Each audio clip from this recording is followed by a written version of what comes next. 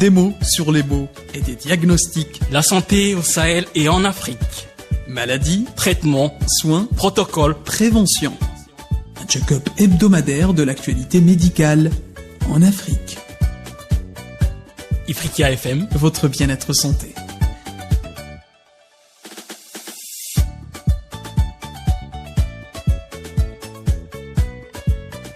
Bienvenue à tous, c'est cette nouvelle édition de notre émission consacrée à la santé Mag Afrique. Aujourd'hui, nous allons aborder un sujet crucial pour le diagnostic médical moderne.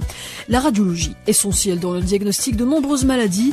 La radiologie est un pilier de la médecine moderne. Cependant, en Afrique, ce domaine fait face à des défis spécifiques qui touchent à l'accès aux technologies, à la formation des professionnels et à l'infrastructure. Avec nous, le docteur Ilyas Hamouk pour discuter des réalités de la radiologie en Afrique, de ses avancées, mais aussi des obstacles à surmonter pour rendre ces services accessibles à tous. Bienvenue, docteur Ilyas Hamouk. Merci d'être avec nous encore une fois. Merci, Samar. Bonjour. Bonjour, docteur. Alors, d'abord, docteur, parlez-nous généralement de la radiologie et son rôle dans la médecine, surtout la médecine moderne. Alors, la radiologie, c'est une spécialité. Quand on parle de médecin radiologue, on parle de radiologie médicale. Parce que il y a d'autres radiologies, par exemple la radiologie industrielle, ou même d'autres thèmes qui sont utilisés, par exemple dans le, comment on appelle ça, l'archéologie, par exemple, on utilise de la radiologie. D'accord. Là, bien sûr, c'est une émission médicale, donc on parle de radiologie médicale. Alors, c'est une spécialité qui est récente, évidemment, parce que elle est née avec la radiographie. La radiographie, c'est une technique d'imagerie de transmission par rayon X. Donc les rayons X qui ont été découverts par un physicien, Dr Röntgen, c'est le découvreur des rayons X. Et puis ça a été utilisé dans plusieurs domaines, j'ai dit, tout ce qui est industriel, archéologie, donc etc., là on fait un petit peu l'histoire de la radiologie, docteur, c'est ça? Voilà, parce que c'est important, vu que ça a été découvert en 1895. D'accord. Donc, automatiquement, la radiologie médicale, c'est une spécialité du XXe siècle. Voilà. Ça n'existait pas avant. Et c'était un saut énorme dans la médecine moderne. Parce que actuellement, pratiquement toutes les spécialités médicales ont besoin de la radiologie. On sollicite tous nos collègues radiologues. Parce que tout le monde a besoin de radiologie. Donc la radiologie, c'est une science de la radiographie qui comprend donc la radiologie médicale. Dans la radiologie médicale, donc on a la radiographie, on a la mammographie. D'accord. Je pense qu'on va les développer après. Donc la mammographie. Sinon, on peut les développer tout de suite, docteur. Hein, on peut les développer tout de suite. Très bien. Donc il y a dans la radiologie médicale, il y a la radiologie conventionnelle, ce qu'on appelle la radiographie. C'était la technique la plus ancienne et elle est toujours utilisée actuellement. C'est quand, par exemple, si on fait une radiographie du thorax, ce qu'on appelle le téléthorax, ce qu'on appelle l'ASP, donc l'abdomen, radiographie de l'abdomen. Quand on fait, par exemple, une entorse de la cheville ou une fracture, c'est ce qu'on appelle une radiographie. D'accord. C'est la technique assez simple, qui prend quelques minutes, qui existe pratiquement dans tous les centres de santé en Afrique. C'est la radio, c'est ce qu'on appelle la radio simple. Radio du thorax, radio du crâne, radio d'abdomen, radio de la cuisse. Il y a aussi la panoramique dentaire, parce qu'on oublie la médecine dentaire. C'est quand on va chez le médecin, il nous demande une panoramique dentaire. Exactement. C'est une radiographie qui prend les deux mâchoires et les dents. Comme ça, le dentiste peut voir l'alignement des dents. Voilà. Il y a aussi pour les yeux. Alors pour les yeux, on n'a pas de radiographie, on a surtout radio du crâne. Voilà, exactement. Mais, voilà, radio du crâne. On oublie aussi la médecine vétérinaire, parce que même le médecin vétérinaire utilise la radiographie chez un chien, chez un chat, chez une vache, etc. Donc l'appellation est adaptée à l'organe ou la partie du corps qu'on cherche à comprendre. Pour la radiographie, oui, bien sûr, parce que vu que tu as bien fait d'en parler, les rayons peuvent être nocifs. D'accord, voilà. Donc, il faut limiter l'utilisation. On peut pas aller chez un médecin et le médecin va nous dire tu fais une radiographie de tout le corps. Ça n'existe pas. Donc, le dentiste va demander une radiographie de la mâchoire. Un un gastrologue va demander un ASP, donc un abdomen sans préparation. L'orthopédiste va demander, selon la lésion, une radio de la cuisse, une radio du genou, une radio du bras, etc. Donc ça, c'est la radiographie conventionnelle qui est pratiquement tous les centres de santé ont un centre de radiologie conventionnelle partout en Afrique. C'est un examen assez basique. Maintenant, il y a d'autres examens qui suivent la radiologie médicale. C'est la mammographie. Et bien sûr, on en parle à l'occasion d'Octobre Rose et la lutte contre le cancer du sein. La mammographie, qui est un examen clé pour le diagnostic du cancer du sein. La mammographie, c'est une technique radiographique, mais adaptée à l'imagerie des seins. Donc, c'est une radiographie un peu particulière et qui détecte des lésions anormales au niveau des seins. Il y a la tomodensitométrie, c'est ce qu'on appelle, les auditeurs connaissent sous le nom de scanner. Le scanner, c'est une radiographie qui est un peu plus développée, un peu plus complexe. Et pour la lecture, généralement, on a besoin d'un médecin spécialiste en radiologie. C'est lui qui va, plus on cherche les détails, docteur, plus c'est développé, c'est ça? Oui, ça, c'est une technique, malheureusement, qui n'existe pas dans tous les centres médicaux. D'accord. Notamment en Afrique. C'est une technique très développée qui va nous donner des coupes. La précision. Plusieurs coupes de l'organe. D'accord. Donc, c'est très, très précis, le scanner. Et c'est surtout utilisé, par exemple, dans le cerveau, ou par exemple, si je fais une radiographie du crâne, je vais pas voir le cerveau, je vais voir juste le crâne, l'os du crâne, est-ce qu'il est cassé. Par contre, un scanner du cerveau va me montrer le cerveau, les vaisseaux, est-ce qu'il y a une pathologie particulière. Et bien sûr, il y a l'échographie. Alors, l'échographie, c'est pas une radiographie, il n'y a pas d'effet secondaire. Ça utilise des ultrasons grâce à une sonde, donc une sonde qu'on va mettre sur l'organe. Ça va émettre des ultrasons. Il n'y a pas d'effet secondaire, contrairement à la radiographie et au scanner. Il n'y a pas de rayons, c'est juste des ultrasons. On utilise la même technique, par exemple, pour les sonars, pour les radars, par exemple, ou pour les sonars dans les bateaux de pêche. On envoie des ultrasons et ça va nous revenir pour nous donner une image. Est-ce qu'il y a, par exemple, beaucoup de poissons, etc. C'est les ultrasons. Donc, on a l'échographie cardiaque, on a l'échographie abdominale, l'échographie rénale, l'échographie hépatique. Donc, selon l'organe, on va visualiser. Et bien sûr, la dernière technologie en matière de modernité, c'est l'IRM. C'est l'imagerie par résonance magnétique. Ça, c'est pas des rayons, ce sont l'utilisation de champs magnétiques. Et là, ça va nous donner vraiment des détails très, très, très, très infimes. L'IRM, elle est pas réservée à l'urgence, elle est réservée surtout pour des études de pathologie très minutieuses qui nécessitent un examen plus profond. Malheureusement, elle se fait rare en Afrique, bien sûr qu'il y a beaucoup de pays qui en ont, mais ça existe surtout dans les grandes villes. Donc l'Afrique subsaharienne, on a un manque d'IRM. D'ailleurs, elle est très demandée, docteur, pour le diagnostic. C'est très, très demandé. C'est tout le monde qui te dit je dois faire IRM. Voilà. Voilà, des spécialités comme la neurologie, par exemple, qui ne veut pas que voir le cerveau, mais étudier le tissu cérébral. Par exemple, dans la sclérose en plaques, il faut faire une IRM. Dans certaines maladies aussi, l'IRM, elle est obligatoire. Tout ce qui est médulaire, tout ce qui est colonne vertébrale, tout ce qui est, etc. C'est l'IRM qui va nous donner vraiment... c'est le top de la technologie en matière de radiologie. Donc voilà, je t'ai donné pratiquement les différents moyens technologiques dont le radiologue en a besoin. Voilà. Maintenant, pouvez-vous nous expliquer l'importance de la radiologie justement dans la médecine moderne et son rôle, parce qu'on parle toujours du diagnostic, ce qui est très très important pour un médecin, donc le rôle de la radiologie dans le diagnostic des maladies. Alors, il y a la radiologie, alors c'est simple, tous les médecins ont besoin de radiologie. Que ce soit le gastro-entérologue, et on en a parlé dans une autre émission. Docteur, je vais vous poser une autre question. Comment faire sans radiologie? On peut pas faire grand chose, malheureusement. D'accord. Si on revient un petit peu en arrière, on faisait comment alors?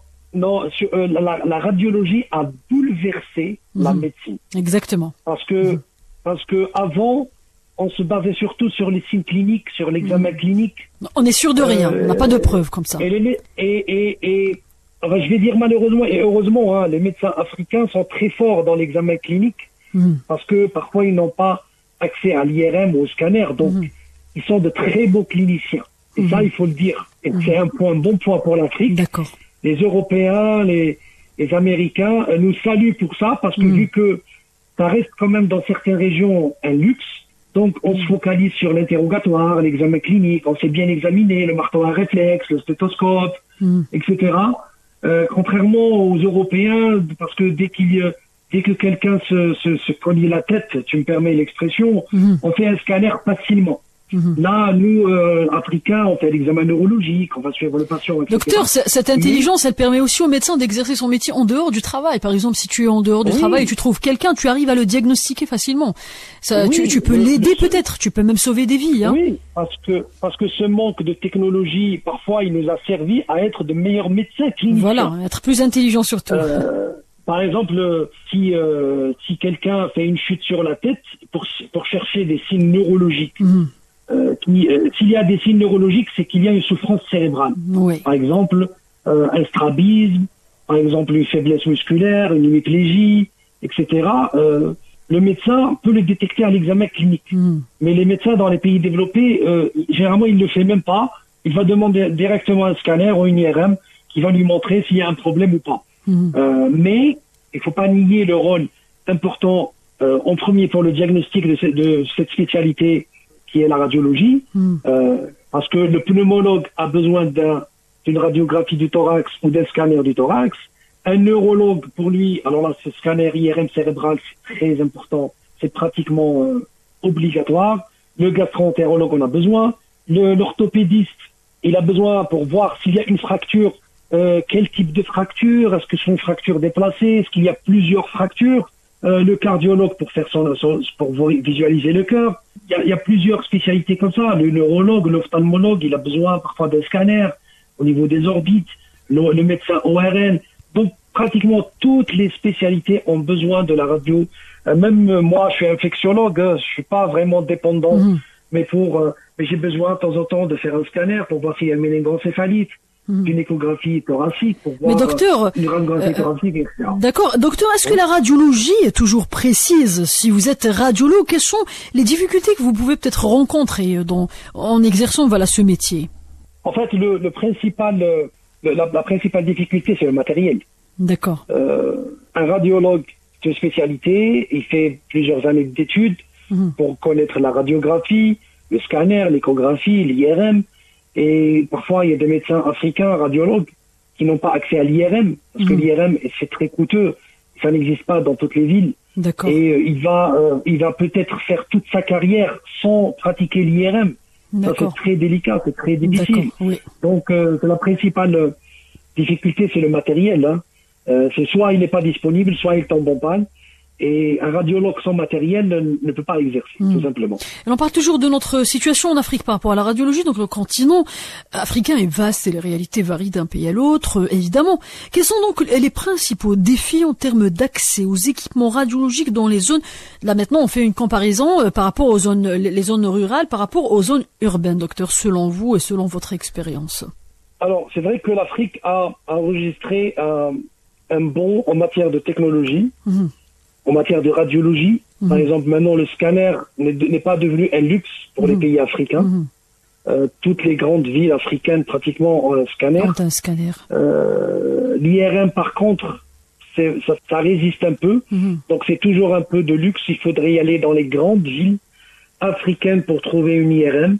Je parle pas des centres privés, hein, parce que c'est très coûteux comme examen l'IRM. Je parle de centres publics où c'est gratuit ou bien c'est pas très cher. D'accord. Le défi, c'est ça, c'est les moyens, parce que il n'y a pas que l'appareil. L'appareil, déjà, il est très cher. D'accord. L'appareil IRM est très cher. Mais il y a aussi tous les moyens. L'IRM, pour savoir, il faudrait que la salle où il y a l'appareil d'IRM soit climatisée tout le temps. Il ne faudrait pas qu'il y ait une hausse de la température, parce que sinon, ça va endommager l'appareil. Et vous savez très bien que les pays africains, c'est des pays chauds en général. Et parfois, on a des coupures d'électricité et ça peut endommager l'appareil-là, ça peut avoir des coûts extrêmement importants en matière de maintenance.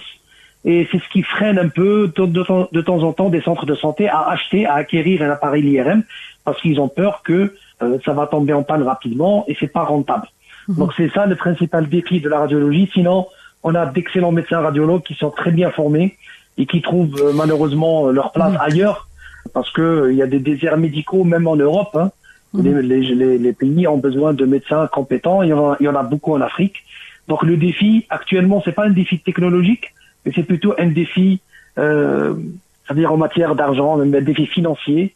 Et un défi de maintenance. Donc, est-ce que ça veut dire qu'il n'y a pas suffisamment de radiologues formés, bien équipés pour répondre aux besoins croissants de la population africaine? Oui, malheureusement, un radiologue ne peut pas travailler sans outils. D'accord. Et parfois, on limite un peu le nombre de radiologues formés parce qu'on n'a pas assez d'outils pour leur travail. Et c'est ce qui freine un peu la prise en charge de pathologies très complexes à prendre en charge. Hein. Comme la sclérose en plaques, par exemple, c'est des pathologies qui nécessitent des IRM régulièrement, comme certains cancers. Donc c'est ça, malheureusement, on est toujours concentré avec les épidémies, parce que c'est ce qui crée l'actualité, c'est ce qui tue le plus en Afrique. Donc tout ce qui est paludisme, gastroentérite, pathologie respiratoire, etc. Et on néglige pas, mais on met pas en priorité ces pathologies complexes qui nécessitent des moyens très importants comme l'IRM, le scanner. Ouais, surtout que les technologies en radiologie évoluent rapidement maintenant, tout en parlant du manque, des problèmes, etc. Parlons maintenant des avancées peut-être. Donc il existe, ou plutôt des solutions. Il existe un écart en matière d'infrastructures dans certains pays africains et le reste du monde, si on peut le dire comme ça. Donc quelles seraient selon vous, docteur, les priorités pour combler cet écart en termes de radiologie? Quelles solutions pouvez-vous peut-être proposer? Alors, les solutions, c'est de valoriser cette spécialité en leur donnant les moyens. Il y a beaucoup de médecins africains qui ne choisissent pas la radiologie parce qu'il a peur que, une fois diplômé, il se retrouve dans un centre de santé où il n'y a qu'une radiographie conventionnelle, une radiographie de base. Donc, il va pas travailler avec un scanner, il va pas travailler avec une IRM. Et malheureusement, ses connaissances, elles vont être perdues. Donc, valoriser cette spécialité, parce que c'est maintenant, dans la médecine moderne, c'est une spécialité très, très importante. Et là, je reviens juste dans l'utilisation de la radiologie médicale. Il n'y a pas que le diagnostic. Il y a aussi l'intervention. Il y a ce qu'on appelle la radiologie interventionnelle. C'est quoi la radiologie interventionnelle? C'est qu'on fait des gestes avec la radiologie. Soit c'est le radiologue qui le fait, soit c'est un autre médecin qui le fait. Par exemple, je trouve que il y a une masse au niveau du foie, j'ai peur qu'il y ait un cancer du foie, je fais une biopsie éco-guidée. C'est quoi éco-guidée? Donc c'est le radiologue qui est en train de faire l'échographie, et en même temps, c'est le gastrologue ou le chirurgien qui va introduire une aiguille en visualisant l'organe qui est en train de faire, c'est-à-dire le radiologue il est en train de le mettre en visu. En même temps, il fait une biopsie, ou bien il fait un traitement, ou bien il fait une ablation, en même temps que la radiologie. Ce qu'on appelle la radiologie interventionnelle. Là, par contre, déjà, que la radiologie, parfois c'est un luxe. Là, c'est un luxe vraiment inaccessible dans plusieurs zones en Afrique. Il y a aussi, et on a tendance à l'oublier, la radiothérapie utilisée en cancérologie, donc en oncologie. La radiothérapie, c'est quoi? On utilise toujours les rayons, mais au lieu de faire des images pour le diagnostic, là, on va détruire les cellules cancéreuses directement. C'est en complément d'un traitement de chimiothérapie ou de traitement de chirurgie dans le cancer. La radiothérapie, il faut avoir des générateurs, donc des centres de radiothérapie. Et là, par contre, c'est vraiment inaccessible en Afrique. Il faudrait vraiment qu'on avance sur ce point-là. Mais si l'on parle aussi du rôle que jouent les organisations internationales ou les partenariats privés dans l'amélioration de l'accès aux technologies de radiologie sur le continent, quel est le rôle et peut-être qu'est-ce qu'il se doit par rapport à ça? Alors malheureusement, malheureusement, on est toujours accaparé dans notre continent, dans notre beau continent, par des problèmes infectieux. On parle toujours en Afrique de maladies tropicales, de palud, de fièvre jaune, de chikungunya, de dengue, donc ce qui fait que la priorité est ailleurs. Voilà, à 40 ans après, le VIH cause toujours des dégâts en Afrique. Et même si c'est pas l'Afrique, ça peut être le monde, comme pour la Covid, la pandémie de la Covid. Donc, vous voyez que pendant la Covid, un vaccin a été synthétisé au bout de quelques mois, parce que beaucoup de fonds ont été mobilisés. L'Organisation mondiale de la santé, tous les laboratoires pharmaceutiques, les firmes pharmaceutiques qui ont mobilisé beaucoup de fonds, beaucoup d'efforts parce que il y avait une urgence. Que ce soit le Covid, d'autres maladies font toujours des ravages en Afrique, la tuberculose, le VIH, le paludisme, la fièvre jaune, et malheureusement, les priorités, je les comprends aussi, parce que c'est une urgence de santé publique, c'est des maladies contagieuses, c'est des maladies transmissibles. On risque d'avoir des milliers de décès en quelques jours, en quelques semaines.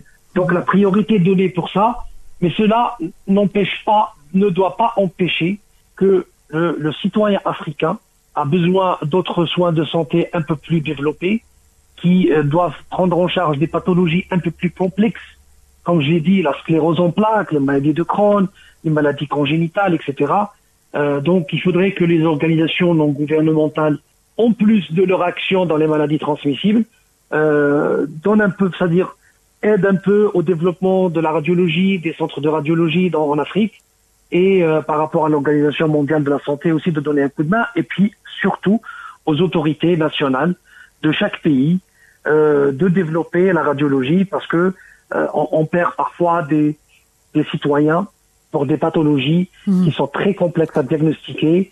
D'accord. Et qui sont impossibles à diagnostiquer sans moyens radiologiques. Et justement, parlons de ce manque de praticiens parfois, de moyens radiologiques ou de radiologues dans certains territoires. Pensez-vous que la téléradiologie pourrait être une solution pour surmonter certains défis d'accès aux soins radiologiques en Afrique, docteur? Alors, oui et non. Oui et non. Alors la téléradiologie, c'est quoi? On manque de spécialistes en radiologie, mais on a l'appareil, on a le scanner, on a l'IRM. Ce qu'on peut faire, un technicien de radiologie ou un manipulateur qui va prendre l'image et qui va l'envoyer par Internet à un radiologue qui peut se trouver... C'est un exercice à distance. Voilà, c'est un exercice à distance. Un radiologue qui peut se trouver dans une autre ville, dans une autre région, dans un autre pays, qui, par le biais d'Internet, qui veut visualiser, analyser et renvoyer un compte rendu au centre radiologique. Maintenant, en Afrique, je pense qu'on a plus un problème d'appareil qu'un problème de médecin. Le problème, c'est surtout l'absence de l'appareil qui fait le diagnostic. Sinon, c'est vrai que si on a l'appareil et le médecin, par exemple, il est en congé, ou bien le médecin il est en mission, la téléradiologie est très utile. Comme ça, même où qu'il soit, grâce à une connexion Internet, on peut faire l'examen chez le patient, envoyer l'image au médecin, et le médecin, il va nous voir l'image, il va nous donner l'interprétation toujours par Internet. Comme ça, on sera pas dépendant du médecin, c'est-à-dire il faut pas qu'il soit in situ.